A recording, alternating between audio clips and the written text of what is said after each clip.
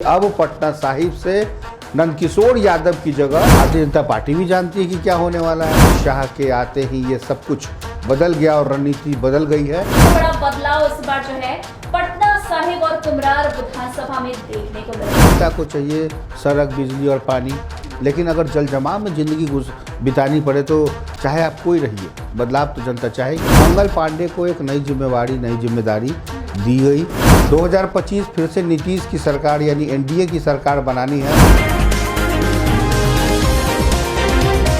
नमस्कार, आप देख रहे हैं NBC 24। आपके साथ मैं हूं दिव्या। देखिए, विधानसभा चुनाव के पहले कोई और बदलाव करे ना करे, लेकिन बीजेपी बदलाव की रणनीति इस बार अपनाने वाली है और बीजेपी कई सारे इस बार बदलाव करने वाली है। सबसे बड़ा बदलाव इस बार जो है पटना साहिब और कुम्हरार विधानसभा में देखने को मिलेगा। जी हाँ, जैसे कि आपको बता दें कि पटना साहिब में नंदकिशोर यादव कई सालों से विधायक बनते आ रहे हैं और कुम्हरार में जो है अरुण कुमार सिन्हा कई सालों से विधायक बनते आ रहे हैं। लेकिन इस बार इन दोनों विधानसभा में बड़ा बदलाव होने वाला है। अब ये बदलाव क्या होने वाला है, इस पर विशेष चर्चा करने के लिए हमारे साथ हमारे सीनियर कुमार गौतम मौजूद है। सर, आपका बहुत बहुत स्वागत है। बहुत बहुत धन्यवाद आपका। सर, जिस तरीके से पटना साहिब हो गया, कुम्हरार हो गया, दोनों विधानसभा काफी इंपॉर्टेंट जो है किसी भी चुनाव, विधानसभा चुनाव में इंपॉर्टेंट रोल प्ले करते हुए नजर आता है। लेकिन इस बार इन दोनों विधानसभा चुनाव में बड़ा बदलाव होने वाला है। दोनों जगह से नए कैंडिडेट जो है मैदान में उतरने वाले हैं। तो सबसे पहले आज हम पहले बात करेंगे पटना साहिब का। तो पटना साहिब में नंदकिशोर यादव कई सालों से विधायक बनते आ रहे हैं, लेकिन इस बार बीजेपी जो है बदलाव की रणनीति अपना रही है। इस बार आखिर नंदकिशोर यादव जो है इनकी जगह कौन लेने वाला है? बिल्कुल, बहुत सीधा सवाल नहीं है ये सवाल बहुत महत्वपूर्ण है और इसलिए भी महत्वपूर्ण हो जाता है क्योंकि 2025 फिर से नीतीश की सरकार यानी एनडीए की सरकार बनानी है। तो एक एक सीट पर सभी दलों की सहमति होना बेहद ज़रूरी है। उससे पहले भारतीय जनता पार्टी ने जो शतरंज की चाल पे जो बिसात बिछाई है, उस पर खुद भारतीय जनता पार्टी एक नई उमंग, नए विचारधारा के साथ पहली बार 2025 में दिखाई देगी। दिखाई कैसे देगी वो आपको हम बता देते हैं कि आपने चर्चा की शुरुआत की है पटना साहिब से। पटना साहिब लोकसभा का क्षेत्र है जहां पटना साहिब एक विधानसभा है। पटना साहिब में वर्तमान समय में नंदकिशोर यादव वहां के विधायक हैं। पिछले 7 टर्म से लगातार विधायक हैं। अभी वर्तमान में नंदकिशोर यादव अध्यक्ष हैं बिहार विधानसभा के। लेकिन इच्छा तो उनकी है लड़ने की, प्लानिंग भी कर चुके थे, बूथ लेवल पर बात चली गई थी। लेकिन केंद्रीय गृह मंत्री अमित शाह के आते ही ये सब कुछ बदल गया और रणनीति बदल गई है। अब वहाँ पर नए चेहरे, बल्कि नया चेहरा सम्राट चौधरी का होगा, ये हम आपको बता दे रहे हैं कि अब पटना साहिब से नंदकिशोर यादव की जगह सम्राट चौधरी, जो कि वर्तमान में उप मुख्यमंत्री हैं बिहार सरकार में, और कैसे उनका नाम आया है, बहुत ही मंथन किया गया है। जैसे समुद्र मंथन होता है ना, गृह मंत्री फीडबैक, सारी चीज़ें जो भारतीय जनता पार्टी का जितना अस्त्र शस्त्र है उस सब कुछ, उनकी जितनी मंडली है वहाँ तक, कहते हैं ना कि हर लेवल पे भारतीय जनता पार्टी बहुत सोच समझ के कोई काम करती है और कैंडिडेट तय करती है।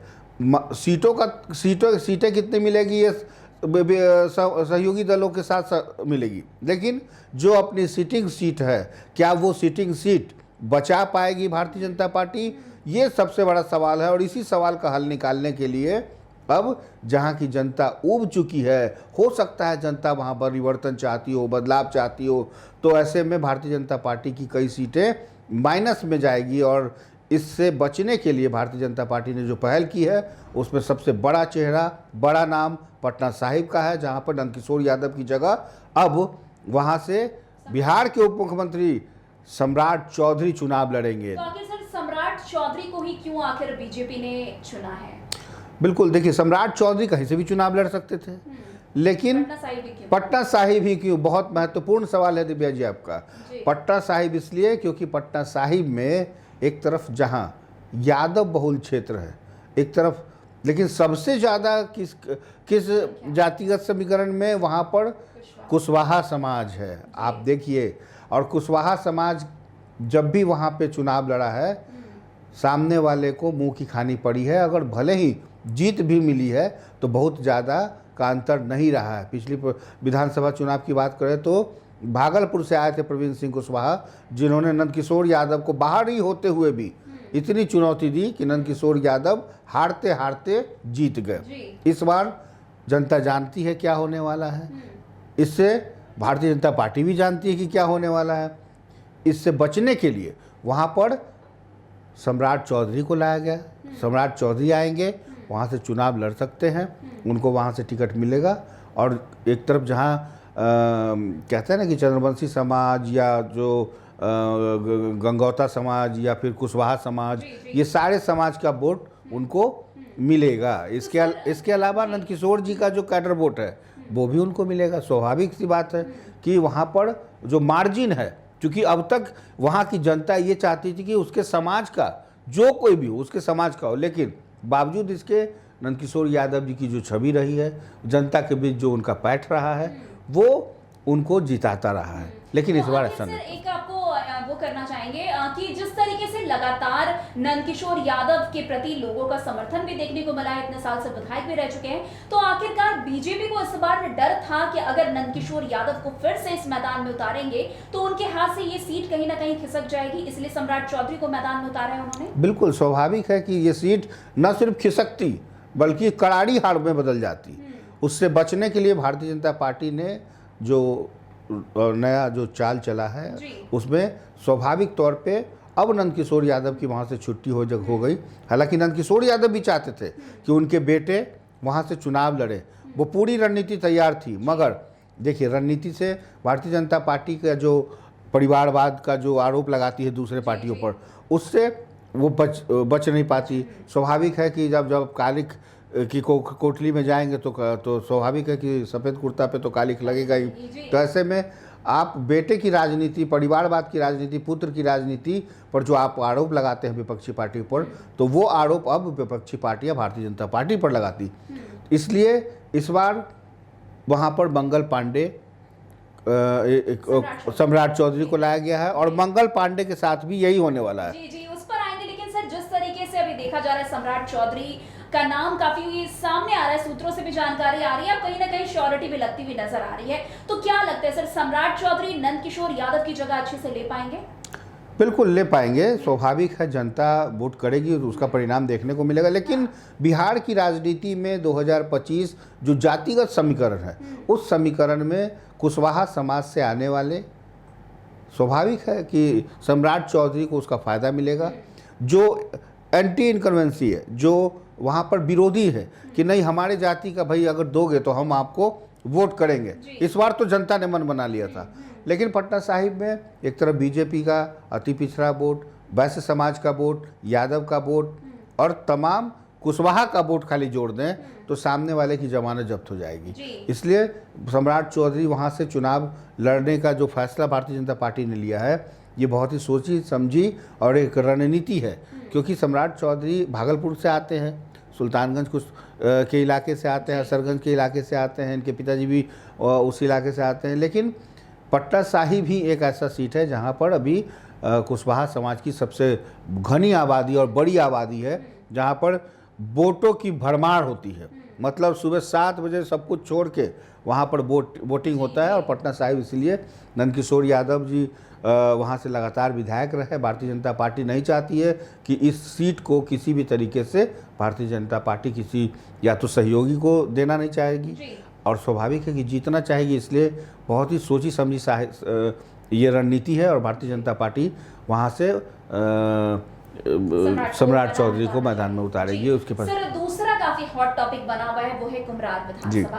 कुम्हरार विधानसभा में अरुण कुमार सिन्हा किसी से छिपा हुआ नहीं है, लगातार काम भी कर रहे हैं, लेकिन कहीं ना कहीं नाराजगी उनके प्रति भी लोगों के जहन से निकल रही है उनके प्रति नाराजगी। लेकिन इस बार जो है वहां पर भी बदलाव होने वाला है और बीजेपी अरुण कुमार सिन्हा की जगह जो है मंगल पांडे को जगह देने वाली है। तो मंगल पांडे को आखिर क्यों बीजेपी ने जगह दी है इस बार? देखिए, बहुत अहम सवाल पूछा आपने। और इसके पहले हम न्यूज NBC 24 की जो टीम नेताजी का जो विधायक जी का रिपोर्ट कार्ड है, उसकी शुरुआत भी हम लोगों ने पटना साहिब कुम्हरार से करी थी, आपको याद होगा। वहाँ पर नंदकिशोर यादव जैसे बड़े कद्दावर नेता के खिलाफ भी जनता कितनी आक्रोशित थी, ये छिपी नहीं थी। यही वजह है कि कई लोगों का फ़ोन भी आया, आपने देखा कि भाई ये क्या हो रहा है, ऐसे कैसे हो सकता है।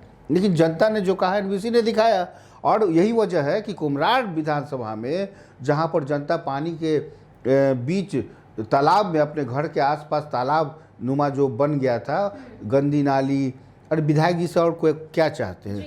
जनता को चाहिए सड़क, बिजली और पानी। लेकिन अगर जल जमाव में ज़िंदगी बितानी पड़े तो चाहे आप कोई रहिए, बदलाव तो जनता चाहेगी। तो ऐसे में स्वाभाविक है कि इस बार अरुण कुमार सिन्हा जो कि कुम्हरार के विधायक हैं, पिछले 35 कई सालों से, 10 साल से तो विधायक हैं ही, इसके अलावा भी भारतीय जनता पार्टी का कब्जा रहा है एक तरीके से, आप देख के चलिए। और कुम्हरार बड़ी हॉट सीट है, पटना साहिब से सटा हुआ है, पटना साहिब लोकसभा क्षेत्र में पड़ता है, और घनी आबादी है कायस्थों की। कायस्थ जिसको चाहेगा वहाँ पर उसको जिता देगा। स्वाभाविक है, जो महागठबंधन के जो नेता होंगे यहाँ पर प्रत्याशी के तौर पे, वो निश्चित तौर पे मैं लिख कर देता हूँ कि यहाँ पर कायस्थ ही होंगे।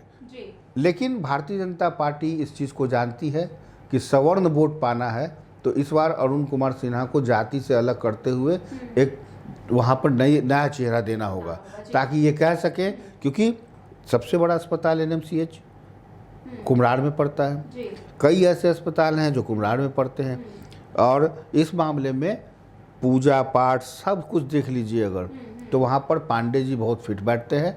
मंगल पांडे, हालांकि वो अभी तक एमएलसी ही रहे हैं, और इसके अलावा सम्राट चौधरी भी एमएलसी रहे हैं। सर, ये सवाल मेरा होगा कि वो लोग कभी भी एक्टिव पॉलिटिक्स में नहीं रहे, चाहे वो सम्राट चौधरी हो या मंगल पांडे हो, तो आखिर इन दोनों पर ही बीजेपी ने इतना बड़ा दांव खेला, आखिर इसके पीछे की सबसे बड़ी वजह क्या है? अभी देखिए, जो भी एमएलसी बने हैं जी, अब उनको भारतीय जनता पार्टी मुख्य धारा में लाना चाहती है। आप इतने सालों से देखिए, मंगल पांडे मंत्री बने हैं, लेकिन जनता से सीधा सरोकार तभी होगा जब जनता के बीच चुन कर आएंगे।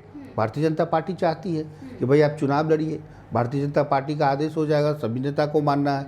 तो ऐसे में मंगल पांडे को एक नई जिम्मेवारी, नई जिम्मेदारी दी गई, और हो सकता है कि इसमें जो हमारे सोर्सेज हैं वो साफ तौर पे कह रहे हैं कि कुम्हरार से अरुण कुमार सिन्हा का पत्ता कटेगा, और वहाँ पर नए चेहरे के तौर पे भारतीय जनता पार्टी मंगल पांडे को लाएगी, ताकि सवर्ण वोटों का जो डेटा है वो उसका फ़ायदा मंगल पांडे को मिल सके। बीजेपी जो है कास्ट फैक्टर देख रही है, क्योंकि लगातार लेकिन दिव्या जी, एक नुकसान भी हो सकता है। मंगल पांडे कायस्थ जाति से नहीं आते हैं, ठीक है, सवर्ण की श्रेणी में आते हैं, लेकिन अगर वहाँ कायस्थों ने मन बना लिया कि हमको कायस्थ समाज, चूँकि देखिए तमाम जाति के जो विधायक हैं वो अपनी जाति पर भरोसा करते हैं। कायस्थ जाति पटना में ही एक तरीके से कुछ ऐसी सीटें हैं, चाहे वो बांकीपुर हो, आपको कुम्हरार हो, इवन कि पटना साहिब में भी जो है कायस्थ की स्थिति बहुत अच्छी है। तो अगर आप ऐसे कैंडिडेट को नहीं देंगे जगह, तो हो सकता है कि उसका नुकसान भी हो सकता है। इसलिए मंगल पांडे का नाम चर्चा में है, लेकिन भारतीय जनता पार्टी अंतिम समय में इस चीज़ का ध्यान जरूर रखेगी कि कायस्थ समाज से, कायस्थ जाति से एक कैंडिडेट हो, अरुण सिन्हा नहीं हो। इसलिए कि अरुण सिन्हा ने को जो मौका मिला था वो उस मौके पर जनता के उम्मीदों पर वो खड़े नहीं उतरे हैं। तो ऐसे में दोनों चीज़ों को देखना होगा, एक तो नया चेहरा देना होगा, दूसरा कायस्थ जाति से देखना होगा, वरना कुम्हरार में बदलाव की स्थिति बन सकती है। मंगल पांडे अरुण कुमार सिन्हा की जगह ले पाएंगे, क्योंकि लगातार देखा जा रहा है कि अरुण कुमार सिन्हा ने में जनता का जो उनको मिल रहा हो कि जनता ने लगातार उनके प्रति निगेटिविटी देखने को मिल रही है, लेकिन जिस तरीके से अरुण कुमार सिन्हा इतने सालों से वहां पे विधायक रहे हैं, तो क्या जब मंगल पांडे को वहां खड़ा किया जाएगा तो वो उनकी जगह लेते हुए नजर कैसे आएंगे सर? किस तरीके से वो उनके लिए बड़ी चुनौती साबित होंगे? देखिए, अरुण कुमार सिन्हा के ऊपर अगर ऊपर से फरमान जारी होगा कि इस बार आपको संगठन के लिए काम करना है, इस बार आपको प्रचार करना है, आपको कोई दूसरा रास्ते से आपको भेजा जाएगा सदन, और इतने सालों तक आप सदन में रहे हैं, किसी और को मौका मिलना चाहिए, क्योंकि इस बार आपके खिलाफ एक जनता का आक्रोश तो है ही। स्वाभाविक है, हर सीट बहुत महत्वपूर्ण है।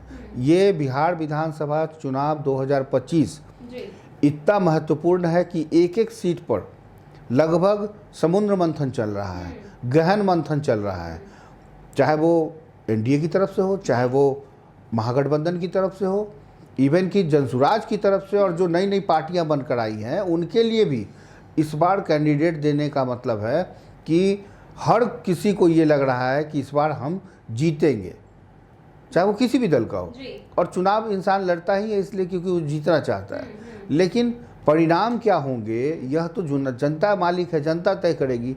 इसलिए कुम्हरार की सीट पर बहुत सारे फैक्टर हैं जिसको लेकर बहुत कुछ सोचना पड़ेगा, और अंतिम समय तक निर्णय ले पाना भी बहुत मुश्किल है तमाम पार्टियों के लिए, जी। बहुत मुश्किल है।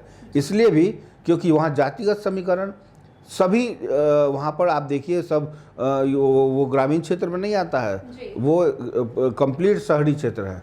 और दूसरा कायस्थ समुदाय का कायस्थ जाति का एक वर्चस्व है, और कायस्थ जाति को लगता है कि हमारे पास 2 ही 3 सीट ऐसा है जहाँ से हम कायस्थ जाति का प्रतिनिधित्व कर सकते हैं। उसमें एक नाम अरुण कुमार सिन्हा का था, दूसरा नाम नितिन नवीन का है। तो ऐसे में अगर आप एक सीट पे माइनस कर देंगे तो उसका खामियाजा भी भुगतना पड़ सकता है। लिहाजा मंगल पांडे को कड़ी मेहनत करनी पड़ेगी वहाँ पर, और कायस्थों को मनाना पड़ेगा वहाँ पर। तो ऐसे में हालांकि ऐसा नहीं है, भारतीय जनता पार्टी के पास कई कायस्थ चेहरे हैं, लेकिन मंगल पांडे को कुम्हरार सीट देकर भारतीय जनता पार्टी क्या सोच रही है, ये थोड़ी असमंजस की स्थिति है, और यहीं पर कहीं ना कहीं थोड़ा अंदर में मतभेद भी है।